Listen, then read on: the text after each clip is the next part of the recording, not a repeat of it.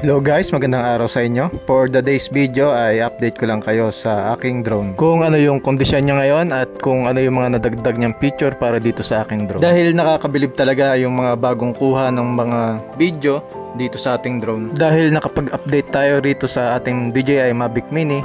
Dahil nagpunta tayo dito sa Google para makapag-register sa ating DJI. Sundan nyo lang ang video na to para makapag-register na rin kayo. Type nyo lang sa Google ang DJI Fly Registration. Tapos i-type nyo lang kung ano yung hinihingi katulad ng email address at mga password. Tapos i-submit lang at hintayin ang reply ng DJI. At kung kayo ay na-replyan na ni DJI sa inyong email account, ay pwede na kayong mag-login dito sa inyong DJI apps para may adjust nyo na rin kung gaano kataas at gaano kalayo ang ililipad ng inyong drone. At ito rin guys ang safety ng para sa inyong drone dahil makikita na rin sa inyong screen ang map. Dahil kung aksidenteng mawawala ng signal at malalaglag yung drone ay hindi magiging problema ang paghahanap nito.